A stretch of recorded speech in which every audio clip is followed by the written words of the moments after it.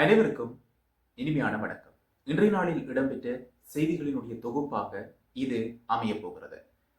இன்றைய நாளில் நாங்கள் இந்த தொகுப்பினூடாக மன்னாரில் அனைவரையும் கவலைக்கு உள்ளாக்கிய ஒரு 4 வயது குழந்தையினுடைய மரண செய்தி இன்று சமூக வலைத்தளங்களில் பேசுபொருளாக மாறியிருக்கிறது.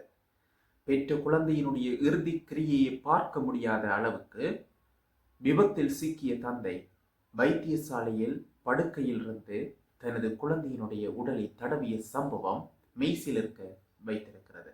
அது தொடர்பான விரிவான தொகுப்பையும் இலங்கையில் இருப்பவர்களுக்கு பிரித்தானிய அரசாங்கம் ஒரு மிகப்பெரிய வாய்ப்பை தங்களது நாட்டில் குடியேறுவதற்கு அறிவித்திருக்கிறது.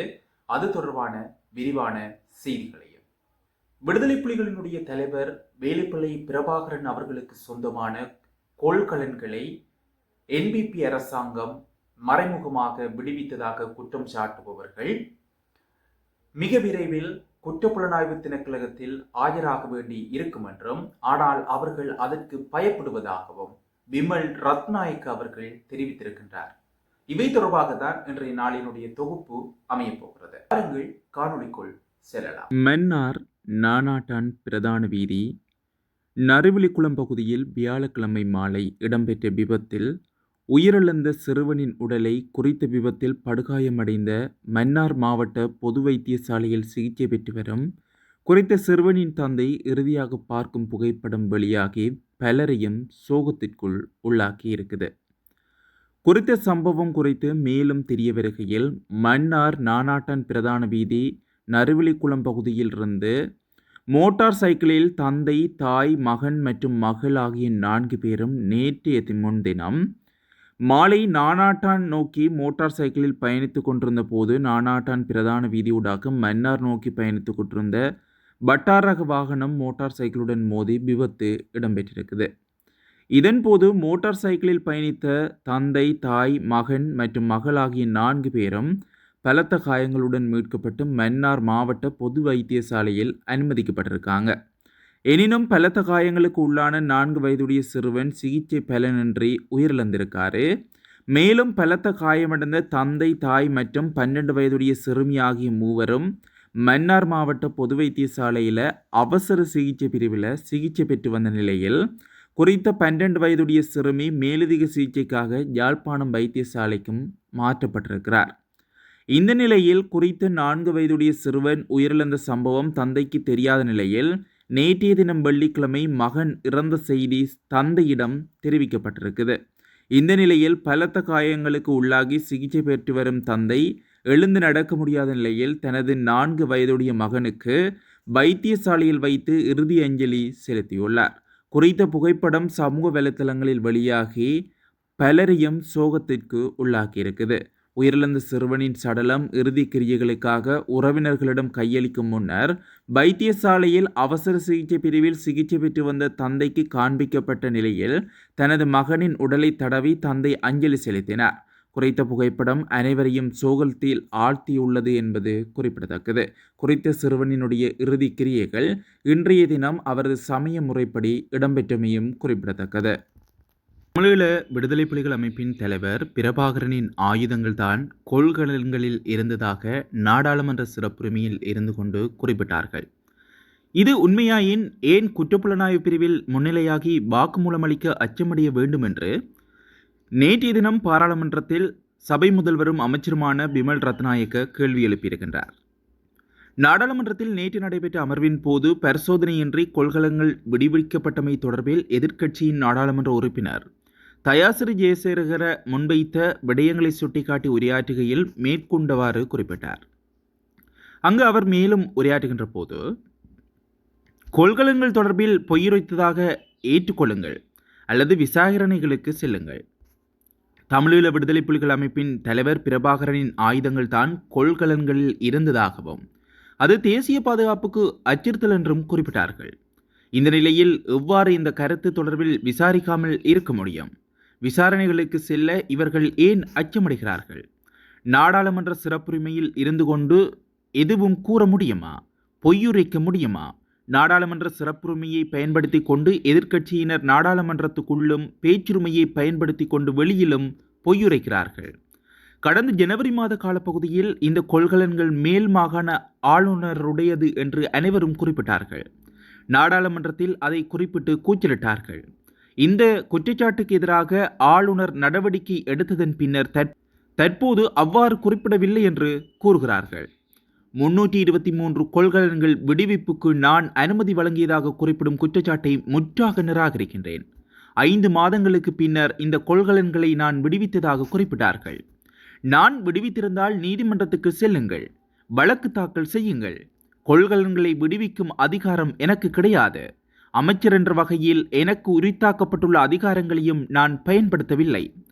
பரிசோதனைகளின்றி கொள்கலன்களை விடுவிப்பதற்கு எனக்கு எந்தவித அவசியமும் கிடையாது. நாடாளுமன்ற சிறப்புரிமையில் இருந்து கொண்டு பொய்யுரைத்து குற்றச்சாட்டுக்களை முன்வைக்கின்றார்கள். நீதியை மோசடி செய்து நாங்கள் அரசியலுக்கு வரவில்லை. இந்த பாரதூரமான குற்றச்சாட்டை முடிவுக்கு கொண்டு வர வேண்டும் என்று விமல் ரத்நாயக்க தெரிவித்திருக்கின்றார். உயிர்த்த ஞாயிறு தாக்குதல் தொடர்பில் முக்கிய சில விடயங்களை ஜனாதிபதியும் தற்போது அரசாங்கத்தின் பாதுகாப்பு பிரதி அமைச்சரும் அறிந்திருந்ததாக ஐக்கிய மக்கள் சக்தியின் நாடாளுமன்ற உறுப்பினர் சமிந்த விஜயசரி குற்றம் சுமத்தியுள்ளார். இது தொடர்பில் நாடாளுமன்றத்தில் கேள்வி எழுப்பிய அவர், தாக்குதல் சம்பவம் இடம்பெற்ற காலப்பகுதியில் தற்போது அரசாங்கத்தின் பாதுகாப்பு பிரதி அமைச்சர் கிழக்கு மாகாண கட்டளை தளபதியாக இருந்துள்ளார் என்பதை அவர் ஏற்றுக்கொண்டதுடன் அந்த தாக்குதலுக்கு அரச புலனாய்வு பிரிவில் சில அதிகாரிகள் நேரடியாகவோ மறைமுகமாகவோ சம்பந்தப்பட்டிருப்பதாக அவர் நாடாளுமன்றத்தில் தெரிவித்திருந்தார். அதே நேரம் இந்த தாக்குதல் சம்பவம் தொடர்பில் அரசு அதிகாரிகளை விசாரணை மேற்கொள்ள வேண்டியிருப்பதாக ஜனாதிபதி தெரிவித்திருந்தார். அப்படியானால் இவர்கள் 2 பேருக்கும் உயிர்த்த ஞாயிறு தாக்குதல் சம்பவம் தொடர்பான சில விடயங்கள் அறிந்திருக்கிறார்கள் என்பது தெரிய வருகிறது. இதனால் இந்த விசாரணை அறிக்கையை பரிசோதிக்கும் போது வெளிப்படைத்தன்மையும் மேற்கொள்வதாக உறுதியளிக்க முடியுமா என அவர் கேள்வி எழுப்பியுள்ளார். இந்நிலையில் அதற்கு பதில் வழங்கிய பிரதமர் கருணி அமரசூரிய, இந்த விசாரணைகளை நாங்கள் மேற்கொள்வோம், அதிலிருந்து தப்பிச் செல்லப் போவதில்லை. நாங்கள் விசாரணை மேற்கொண்டு வருவதன் மூலம் பல புதிய விடயங்கள் வெளியே வந்துள்ளன. அந்த விடயங்களை நாடாளுமன்றத்திற்கு சமர்ப்பித்து இருக்கின்றோம். அதனால் தாக்குதல் சம்பவம் தொடர்பான விசாரணை அறிக்கையில் மறைப்பதற்கு தேசிய மக்கள் சக்தி அரசாங்கத்துக்கு எதுவும் இல்லை என கூறியுள்ளார். ஈரான் மற்றும் இஸ்ரேலுக்கு இடையிலான போர் பதற்றம் தொடர்ந்தும் அதிகரித்து வருகின்றது. இஸ்ரேல் மீதான ஈரானின் தாக்குதல்களில் இறந்தவர்களின் எண்ணிக்கை 25ஆக உயர்ந்துள்ளதாகவும் கடந்த சில மணி நேரங்களில் மாத்திரம் 8 பேரின் சடலங்கள் மீட்கப்பட்டுள்ளதாகவும் தெரிவிக்கப்பட்டுள்ளது. அத்துடன் இன்று அதிகாலை மொத்தம் 92 பேர் வைத்தியசாலையில் அனுமதிக்கப்பட்டுள்ளதாகவும் இஸ்ரேலிய போலீசார் மற்றும் மீட்பு பணியாளர்கள் தெரிவித்திருக்கின்றனர். கடந்த வெள்ளிக்கிழமை ஈரானின் மூத்த இராணுவ அதிகாரிகள், பொதுமக்கள் மற்றும் அணு விஞ்ஞானிகள் படுகொலை செய்யப்பட்டதற்கு பழிவாங்கும் விதமாக இஸ்ரேலுக்கு எதிராக ஈரானிய குண்டுவீச்சுகள் தொடங்கி இன்று வரை தாக்குதல்கள் மேற்கொள்ளப்பட்டு வருவதாக குறிப்பிடப்படுகிறது. இஸ்ரேலிய இராணுவம் அதன் எக்ஸ் தளத்தில் இஸ்ரேல் அரசின் எல்லைக்கு எதிராக ஈரானில் இருந்து ஏவப்பட்ட ஏவுகணைகள் கண்டறியப்பட்டதை தொடர்ந்து பல பகுதிகளில் பாதுகாப்பு எச்சரிக்கைகள் விடுக்கப்பட்டதாக பதிவிட்டுள்ளது. அத்துடன் ஈரானின் அச்சுறுத்தலை அகற்றவும், தேவையான இடங்களில் இடைமறித்து தாக்கவும், பணிபுரியும் போது மக்கள் உள்நாட்டு முன்னணி கட்டளையின் அறிவுறுத்தலுக்கு கீழ்ப்படிய வேண்டும் என்று இஸ்ரேலிய அரசாங்கம் அழைப்பு விடுத்திருக்கின்றது. பிரித்தானியாவின் உதவித்தொகை திட்டத்திற்கான விண்ணப்பங்களை ஏற்றுக்கொள்வதாக இலங்கையில் உள்ள பிரித்தானிய உயர்ஸ்தானிகர் ஆலயம் அறிவித்துள்ளது. செவனிங் என்பது பிரித்தானிய அரசாங்கத்தால் வழங்கப்படும் ஒரு நிதி உதவியாகும். இது சர்வதேச மாணவர்களுக்கு முதுகலை படிப்பிற்கு வழங்கப்படும் ஒரு நிதி உதவி என்று குறிப்பிடப்படுகிறது. இந்த உதவித்தொகை பிரித்தானியாவில் 1 வருட முதுகலை படிப்பை மேற்கொள்ள விரும்புவோருக்கு நிதி உதவி செய்கிறது. ஒரு அறிக்கையை வெளியிட்டு உதவித்தொகை திட்டத்தில் ஆர்வமுள்ள மாணவர்களை விண்ணப்பிக்குமாறு உயர்ஸ்தானிகர் ஆலயம் நினைவூட்டியுள்ளது. பேஸ்புக்கில் ஒரு பதிவில் ஆகஸ்ட் மாதம் 5ஆம் தேதி முதல் அக்டோபர் மாதம் 7ஆம் தேதி வரை விண்ணப்பங்கள் ஏற்றுக்கொள்ளப்படும் என்று பிரித்தானிய உயர்ஸ்தானிகர் ஆலயம் தெரிவித்துள்ளது. மேலும் அவர்களினுடைய உத்தியோகபூர்வ இணையதளத்தை பார்வையிடுமாறும் அறிவிக்கப்பட்டுள்ளது. எந்தவொரு பிரித்தானிய பல்கலைக்கழகத்திலும் எந்தவொரு முதுகலை படிப்பையும் மேற்கொள்ள செவனிங் உதவித்தொகை திட்டம் முழு நிதி உதவியுடன் கூடிய உதவித்தொகைகளை வழங்குகிறது என்பது குறிப்பிடத்தக்க விடயம். அந்த வகையில் இலங்கையில் உள்ளவர்கள் இலவசமாக பிரித்தானியா செல்வதற்கு ஒரு வாய்ப்பாக இது அமையும் என்று குறிப்பிடப்படுகிறது. இவைதான் இன்றைய நாளில் நான் உங்களுக்கு கொண்டு வந்த தொகுப்பு. நாளைய நாளில் மற்றும் ஒரு தொகுப்பில் உங்களை சந்திக்கின்றேன்.